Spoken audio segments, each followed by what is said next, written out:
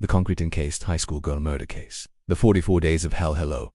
The story I want to share with you today took place in Saitama Prefecture, Japan. Saitama is located in southeastern Japan, within the greater Tokyo area. In the southeastern part of Saitama lies a city called Misa, approximately 20 kilometers from Tokyo, covering an area of 30,000 square kilometers. Today's story took place there. The main character is Junko Furuta, born on January 18, 1971. At the time of the incident, she was 17 years old and a student at Yashiominami High School in Sea. She had a cheerful personality and a sweet appearance, which made her popular among her peers. Her father was a sales manager at a canned food factory, and her mother was a housewife. Besides her parents, she also had an older brother and a younger brother. Although her family was not wealthy, her father shouldered the financial burden. To help ease his load, Junko decided to work after graduating high school. While still attending school, she worked part-time at a home goods store or packing items at a plastic factory to support her family. As graduation approached, she interviewed with a company and successfully passed the selection process. After graduation, she was set to start her new job, a promising new chapter in her life. However, no one could have imagined that one day, on her way home from work, she would encounter a monster, and what happened afterward would leave everyone who hears it in pain and disbelief. November 25, 1988. It was a Friday, and the weather was clear. As usual, after school, Junko headed to her part-time job at a plastic factory. At 8:20 p.m., she finished work and began cycling home. The road was dimly lit, with only a few streetlights and no pedestrians in sight. Suddenly, a man on a motorcycle approached from behind and kicked her, causing both her and the bicycle to crash to the ground. Before she could react, the motorcyclist sped off. As Junko tried to get up, a young man appeared, offering to help. He claimed that the man on the motorcycle was connected to the underworld and had been following her. He warned that the man might come back to harm her and offered to escort her home for safety. Still dizzy from the fall and confused about what had just happened, Junko thought the young man seemed kind and trustworthy. She limped after him while pushing her bike. After a short walk to a secluded area, he stopped and revealed his true identity. He too was a gang member. His name was Hiroshi Miyano, 18 years old and a high school dropout. He then assaulted her and threatened, "If you agree to stay the night with me, I'll let you go. If not, I'll kill you." Terrified, Junko complied. At 9:50 p.m., Hiroshi took her to a nearby hotel and raped her, but he did not let her go afterward. Instead, a more sinister plan began to form. He called 3 of his accomplices, Joe Ogura, Shinji Minato, and Yasushi. The same man who had kicked her off the bike was among them. Captivity begins around 3 a.m.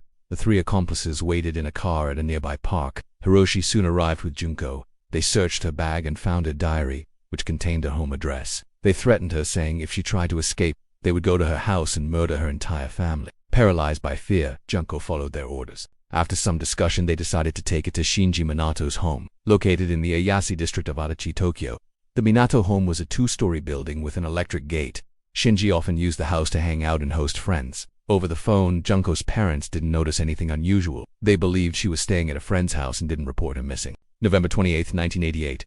More joined in 2 days later. The 4 captors grew bored and invited 2 more friends to the Minato house for fun. The noise from upstairs drew the attention of Shinji's father, who had just returned from a trip. When he asked about it, Shinji told him Junko was his new girlfriend and asked not to be disturbed. The 6 men then got. Despite her fear, Junko endured the assaults quietly, which seemed to please them. In the following days, they repeatedly used her as a plaything. One day, Shinji's mother saw Junko upstairs while cleaning. She knew her son had brought a girl over before, but was surprised she was still there. She told Junko to go home, but when Junko remained days later, she gave up and stopped questioning anything. It was now December, and the weather had grown cold. The boys frequently gathered at Shinji's house to hang out. They forced Junko to strip and dance, and even made her stand naked on the 2nd floor. She endured unspeakable acts, day after day. To avoid suspicion, Hiroshi occasionally made her call her parents to assure them she was safe. Seeing how obedient she was, they grew bolder. When tired, one of them would stay behind to take care of her while others went out to buy food, then return and resume the abuse. Hiroshi even filmed the abuse and forced her to watch the tapes. One day, he cruelly told her someone she loved had died, then said he was just joking, finding amusement in her pain. At one point, one of the group members expressed sympathy and wanted to release her. He was discovered and harshly warned. The group continued their fun as if nothing happened. December 7th, attempted escape. On the 13th day of captivity, Junko could no longer take it. She tried to call the police from a downstairs phone, but before she could explain the situation, Hiroshi appeared and slammed down the receiver. Angry, he told the operator it was just a prank. Then he went upstairs, poured lighter fluid on Junko's legs, and set her on fire as punishment. Others followed suit, burning different parts of her body. The wounds became infected and began to rot. Her face was disfigured from the beatings. Her legs were so badly burned she could no longer walk. Her body emitted a foul odor due to the untreated injuries. Though Shinji's parents sensed something was wrong, they ignored it. Shinji's older brother, who also lived on the second floor, knew about Junko but didn't report it out of fear. Occasionally, he brought her milk, bread, or other small food items. Junko could no longer walk and had to lie on the floor, using the same spot to relieve herself. The 6 men used the room as their hangout, often complaining about the smell she made. They even forced her to eat her own feces. Eventually, they gave her less and less food, sometimes only a carton of milk or a few scraps of bread per day, or nothing at all. Hiroshi once beat her just for urinating on the floor. They repeatedly punched her face until it swelled and became unrecognizable. To them, she was no longer a person, just a toy for their sadistic urges. But even in that state, they had no intention of releasing her for fear of getting caught. January 4th, 1989.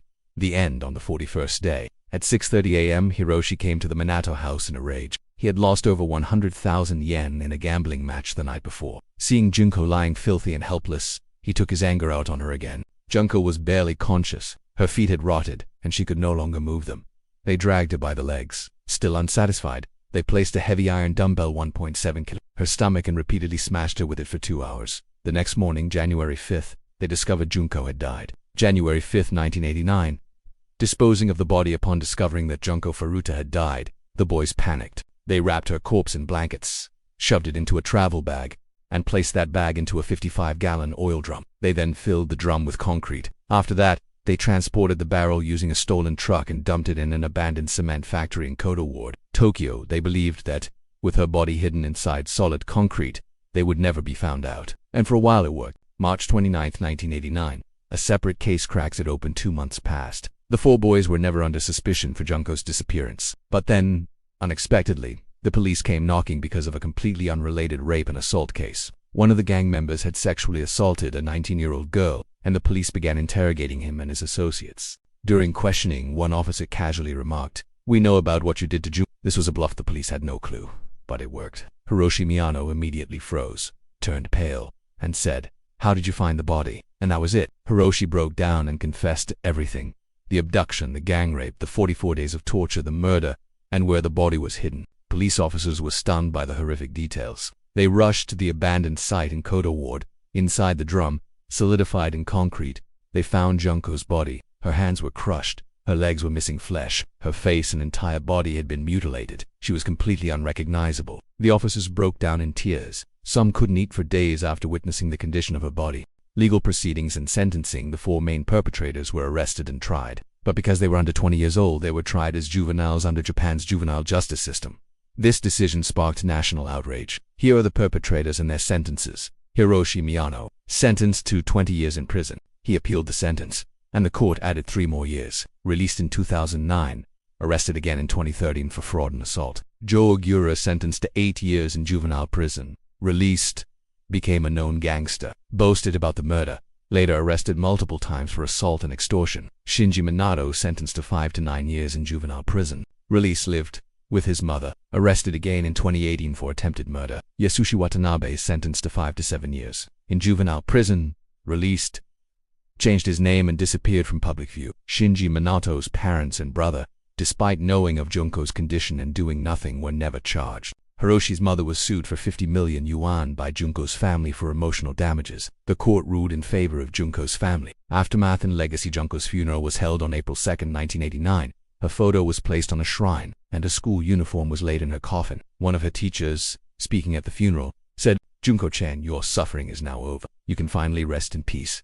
We will never forget you." At her graduation, the school awarded her diploma posthumously, and it was handed to her parents. She had hoped to work in electronics after high school. Her company, which had hired her before her disappearance, sent a letter expressing deep sorrow and regret. They also included a badge of honor and a uniform, which were placed on her altar. National impact. The public was horrified. The Japanese press referred to the case as the concrete-encased high school girl murder case. The 44 days of hell. Calls for reform in the juvenile justice system exploded. Many believed that the sentences were far too lenient. The fact that the perpetrators served as little as 5 years enraged people across the nation. Victims' rights groups were formed. Media began pushing back on laws protecting juvenile anonymity in extreme cases. Junko's final words: "Why is this happening to me? I didn't do anything wrong." And she truly didn't. She was a good daughter, a good student, and a kind friend who met a fate too cruel for words. What do you think about this case? I'd love to hear your thoughts in the comments below. Don't forget to like and subscribe. There are many more stories waiting to be uncovered.